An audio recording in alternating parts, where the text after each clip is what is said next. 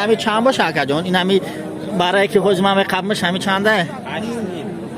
850 850 سومون نرخی برای چند قینه؟ یک ساله میشه واقعا یک ساله زیادتره. این های گوسفند دیگریش چه اکا جان؟ 950 سومون همه خیلی 950. این ها بچه ها باید کنم که مانندش گوسفندی بین سنگ متوه. خب 950 اکا جان. این گوسفندی بنگی چه اکا؟ 950.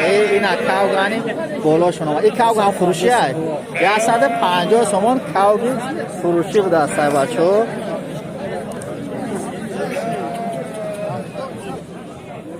این های برچوی مایده که حوزی نرخ نوش نمی پرسیم اکا جان همی برای را چند قدر نرخ نوش 850 سوم بوده. چند قینه های سین سول شده نظر دارم 4 ماه های. خب نه برچه خوب چی اکا جان؟ 750 سومون بچه 750 سومون. این برچه کدومی که گوسفند مول و گو کردنی. این های گوسفند دیگری چی؟ این هایش چنده اکا جان نرخیوش؟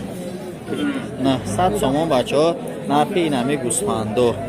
این ها کدوم که در آینده گوسفند کنی مرحمت. این خودش تو قای ای بیچاره این چند سوم بوده؟ 200 سومونک. این ها کدومه که مولی مایده ای که این ها 200 سومون بچه ها. کجاش هم میبرم اکا پرو نکرد. خب این ها اومدیم بچه ها بنرخی بزو. این همی بزی نه زر چنده اکا جون؟ 4 نیم یعنی 450 450 سومون. چند قینه همی بز؟ هست ها؟ این همی بزی سیای بانگی چنده؟ هفته وای وای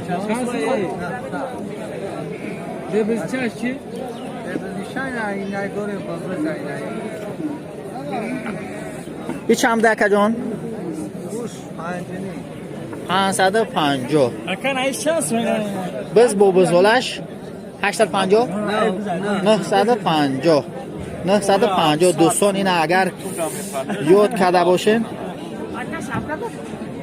کرده باشین نرخ نوای مول بازار اینا بچه ها پرسم.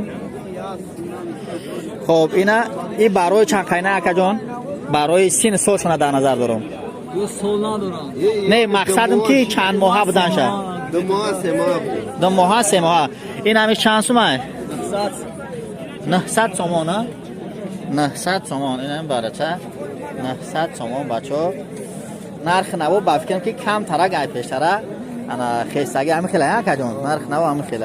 این هم برچه 900 سومون های. این هایش چی؟ 900 سومون بچه ها. این ها کدومید که در خونه مقصد خواستین که مولگو کنین یکی خواستین نرخ نمرای هم برادر را انشالله با بازارهای دیگه مییم نمراشون هم میگیریم شما در پیشکش میکنیم. خب این زردش چیه اکا جان؟ 900 سوم برای چوی تربیه کردگی مانند که مقصد که خشرون نگابین کردگی بچه ها این نرخ نوای گوسفندا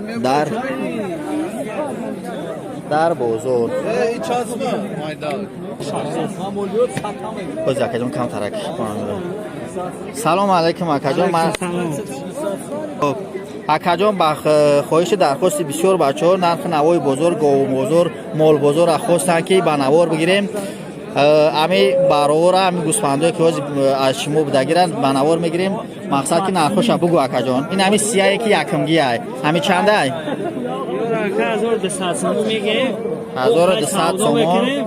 خب 3 ماه باره همش یک نرخه بعد همش 1200 با اگر خواستین گرفتن خواستین با ایشالا که برادرمان با مقصد که یا برای مسئله میکنه همش برای تربیه کردگی نرمالی برای آن.